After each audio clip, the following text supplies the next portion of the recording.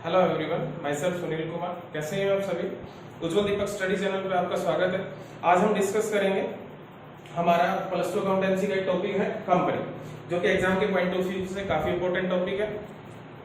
Company होती क्या है, कंपनी की क्या विशेषताएं होती हैं, कंपनी कितने प्रकार की होती है, कौन कौन सी कंपनी हमारे देश में चलन में है, कंपनी अधिनियम क्या है, कौन सा कंपनी अधिनियम वर्तमान में लागू होता है कंपनियों के लिए, वो सारा हम डिस्कस करेंगे। देखिए क्या है, कंपनी संयुक्त स्कंध वाली एक ऐसी कंपनी है जिसका निर्माण सामान्यतः एक व्यवसाय को चलाने के लिए व्यक्तियों को समूह द्वारा एक कानूनी प्रक्रिया के रूप से होकर गुजरने की प्रक्रिया है, जिसमें कंपनी की अपनी एक सार्वभौम मुद्रा होती है, कंपनी एक कृत्रिम व्यक्ति होता है, ठीक है, जिसकी कैपिटल जो होती है वो छोटे छोटे हिस्सों में बटी होती है, प्रत्येक हिस्से को हम अंश के नाम से जानते हैं, और जो टोटल कैपिटल होती है उसको हम कंपनी की अंश पूंजी कहते हैं। कंपनी अधिनियम 2013 हमारे देश में लागू होता है। इससे पूर्व कंपनी अधिनियम 1956 हमारे देश में लागू होता था। तो कंपनी अधिनियम 2013 की धारा 2 की उपधारा अगर हम 20 के अनुसार कंपनी की परिभाषा की बात करें तो कंपनी इस अधिनियम के अंतर्गत या इससे पूर्व के अधिनियम के अंतर्गत पंजीकृत किसी ऐसे अधिनियम के अंतर्गत है जो या तो जिसका निर्माण या तो इस अधिनियम वर्तमान जो अधिनियम है कंपनी अधिनियम 2013 या फिर इससे पूर्व के किसी अधिनियम के अंतर्गत जिसका पंजीकरण हुआ हो। ठीक है, अब हम बात करते हैं प्रोफेसर एल.एच. हने के अनुसार कंपनी की परिभाषा।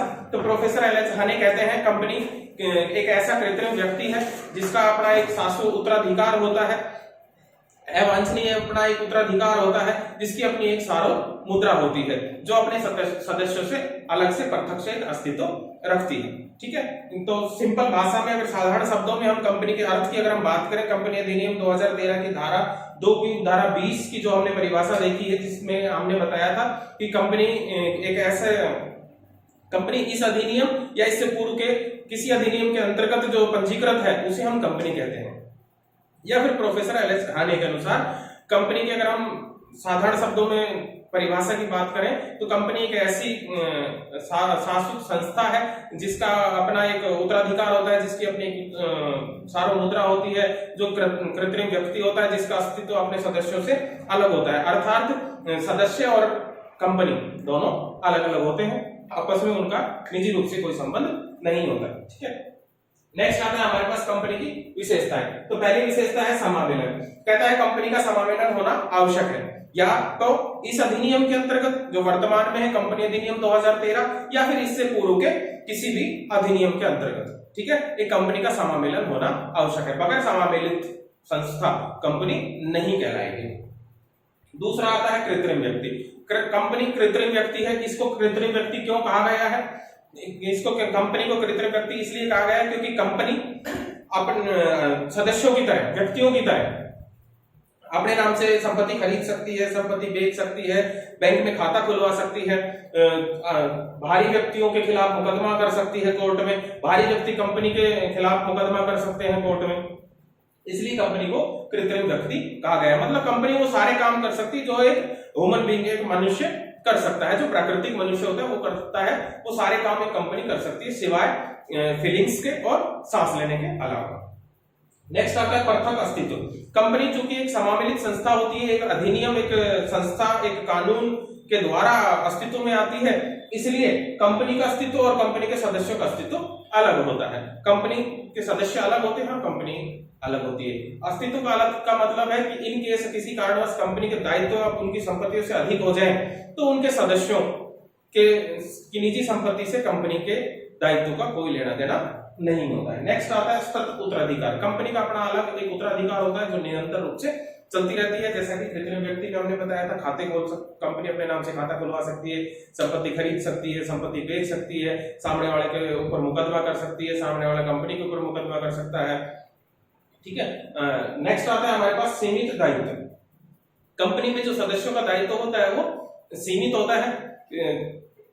सदस्यों द्वारा लगाई गई अंश पूंजी तक सदस्यों का दायित्व सीमित होता है। मान लीजिए सपोज करिए किसी सदस्य ने 10 लाख रुपए या 5 लाख रुपए या 20,000 रुपए या 10,000 रुपए जो भी कंपनी में लगा रखे और किसी कारणवश कंपनी अगर डूबती है तो उसका जो दायित्व वो 10 लाख, 5 लाख, 20,000, 10,000 जितने भी उसने इन्वेस्ट करके वहीं तक होगा, उसके अलावा उसका कोई कंपनी से लेना देना नहीं होगा।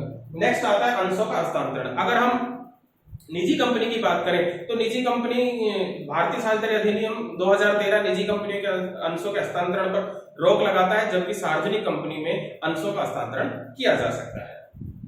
हम बात करेंगे अभी कि हमारे कंपनी अधिनियम 2013 के अनुसार कंपनी के प्रकार कौन कौन से हैं। ठीक है, नेक्स्ट आता है संचालन। कंपनी का जो संचालन है कंपनी के सदस्यों द्वारा नियुक्त संचालकों के द्वारा किया जाता है। कंपनी में जो सदस्यों की संख्या, संचालकों की संख्या होती है, एक निजी कंपनी में 2 और सार्वजनिक कंपनी में कम से कम 3 संचालक होने आवश्यक है। सार्वमुद्रा कंपनी चूंकि कृत्रिम व्यक्ति होता है इसलिए वो हस्ताक्षर नहीं करता, इसलिए कंपनी की एक सार्वमुद्रा होती है, कॉमन सील होती है, एक मोहर होती है। ये हमारे पास कंपनी की विशेषता है। ठीक है, नेक्स्ट आता है हमारे पास कंपनी के प्रकार। कंपनी हमारे पास 3 प्रकार की होती है।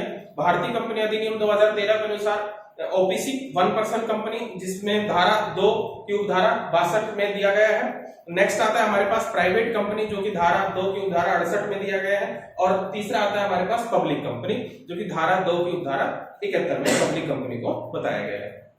तो अगर मैं बात करूं ओबीसी की, तो कंपनी अधिनियम 2013 की धारा 2 की उपधारा 62 के अनुसार कंपनी ओबीसी कंपनी जो है अधिनियम 2013 से ही अस्तित्व में आई है।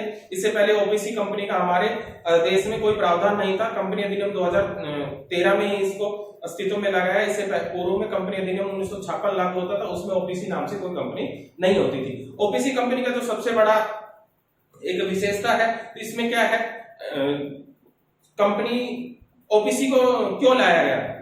हमने एक फॉर्मेट ऑफ बिजनेस ऑर्गेनाइजेशन में पहला चैप्टर पढ़ा था एकाकी व्यवसाय, तो उसमें हमने देखा था कि एकाकी व्यवसाय का जो ओनर होता है, जो स्वामी होता है, उसका जो दायित्व होता है वो असीमित होता है। तो उस दायित्व जो असीमित था उसको सीमित करने के लिए कंपनी अधिनियम में ओबीसी का निर्माण किया गया, ताकि कंपनी का जो मालिक है, जो कंपनी का जो स्वामी है, उसका दायित्व सीमित किया जा सके। ठीक है, ओबीसी कंपनी केवल निजी कंपनी के रूप में ही चलन में है। ठीक है, नेक्स्ट आता है निजी कंपनी। धारा 2 की धारा 68 के अनुसार निजी कंपनी के अंतर्गत कंपनी अधिनियम 2013 में कम से कम 2 व्यक्ति होते हैं। निजी कंपनी में जो है न्यूनतम अंश पूंजी 1 लाख रुपए होती है। संचालकों की संख्या कम से कम 2 होती है।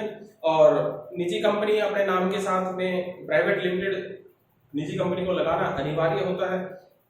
अधिकतम जो सदस्य हैं कंपनी अधिनियम 2013 के अनुसार निजी कंपनी में 200 हो सकते हैं, इससे अधिक निजी कंपनी में नहीं होंगे।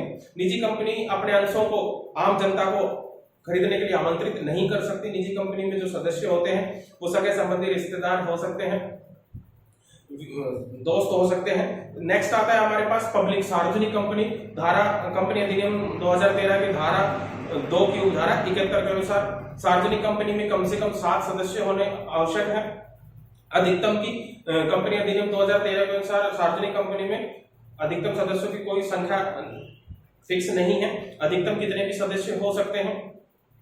सार्वजनिक कंपनी अपने अंशों को आम जनता को आमंत्रित कर सकती है खरीदने के लिए। सार्वजनिक कंपनी को अपने नाम के साथ लिमिटेड शब्द लगाना अनिवार्य होता है। तो ये हमारे पास 3 प्रकार की कंपनी है। ओबीसी धारा 2 की धारा 62 के अनुसार प्राइवेट कंपनी, निजी कंपनी, धारा 2 की धारा 68 के अनुसार पब्लिक कंपनी, सार्वजनिक कंपनी धारा 2 की धारा 71 के अनुसार। नेक्स्ट आता है हमारे पास अंशों के प्रकार। अंश कंपनी अधिनियम 2013 की धारा 43 के अनुसार कंपनी में अंश 2 प्रकार के होते हैं, एक समतांश और एक पूर्वाधिकार अंश। समतांश 2 अंश होते हैं जो कंपनी के वास्तविक स्वामी होते हैं, जिनका कंपनी से सीधा संपर्क होता है, और दूसरे होते हैं पूर्वाधिकार अंशधारी, जैसा कि इनके नाम से स्पष्ट हो रहा है। पूर्व अधिकार मतलब इन अंशधारियों को कुछ पूर्व अधिकार दिए गए हैं। किनसे? समतांशधारियों से। अब समतांशधारियों को कौन से अधिकार है और पूर्वाधिकार अंशधारियों को कौन से अधिकार है? समतांशधारी चूंकि कंपनी के वास्तविक स्वामी होते हैं तो वो कंपनी के संचालन में भाग ले सकते हैं। ठीक है, कंपनी के संचालकों की नियुक्ति के लिए वोटिंग कर सकते हैं, लेकिन पूर्वाधिकार ऐसा नहीं कर सकते। लेकिन पूर्वाधिकारों को कौन से पूर्वाधिकार प्राप्त है? पूर्वाधिकारों को अगर कंपनी का डिसोल्यूशन होता है तो सबसे पहले जो पूंजी वापसी की बात आएगी तो समतांशधारियों से पहले पूर्वाधिकार अंशधारियों को पूंजी वापसी की जाएगी। और अगर हम लाभांश वितरण की बात करें, डिविडेंड डिस्ट्रीब्यूशन की बात करें, तो डिविडेंड डिस्ट्रीब्यूशन भी एक निश्चित दर से पूर्वाधिकार अंशधारियों को पहले दिया जाएगा बजाय समतांशधारियों के। ठीक है, नेक्स्ट आता है हमारे पास सीमित कंपनी के प्रकार, दायित्व के आधार पर अगर हम कंपनी के प्रकारों की बात करें तो कंपनी अधिनियम 2013 की धारा 2 की धारा 22 के अनुसार अंशों द्वारा सीमित कंपनी होती है। नेक्स्ट होते हैं हमारे पास गारंटी द्वारा सीमित कंपनी और एक होती है असीमित कंपनी। तो अगर अंशों द्वारा सीमित कंपनी की हम बात करें तो धारा 2 की धारा 22 के अनुसार ऐसी कंपनी जिनके सदस्यों का दायित्व उनके द्वारा लगाए गए अंशों तक सीमित होता है, इसके बाद नहीं, तो उसे हम अंशों द्वारा सीमित कंपनी के नाम से जानते हैं। नेक्स्ट आता है हमारे पास गारंटी द्वारा सीमित कंपनी, जो कि कंपनी अधिनियम 2013 की धारा 2 की धारा 21 में दिया गया है।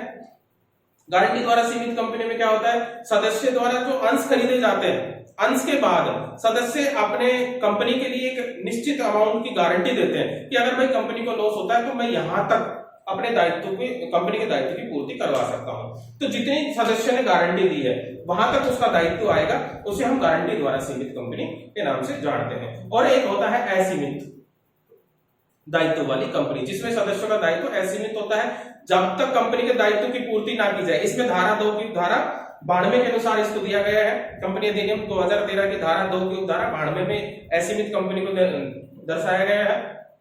तो इसमें असीमित दायित्व होता है सदस्यों का जब तक कंपनी के समस्त दायित्व की पूर्ति ना कर दी जाए तब तक उनके निजी संपत्तियों का प्रयोग किया जा सकता है। ऐसा होता है असीमित दायित्व वाली कंपनी। ठीक है, तो हमने डिस्कस किया है कंपनी का एक इंट्रोडक्शन। अगर आपको वीडियो अच्छी लगी हो तो प्लीज हमारे चैनल को सब्सक्राइब कीजिए, लाइक कीजिए और ज्यादा से ज्यादा शेयर कीजिए ताकि हम आप लोगों के लिए अच्छी अच्छी वीडियो बना सके। और बेल आइकन को प्रेस कीजिए ताकि नेक्स्ट वीडियो जब भी हम अपलोड करें तो सबसे पहले वो आपको मिले और आप अपनी प्रॉब्लम को सॉर्ट आउट कर सकें। धन्यवाद।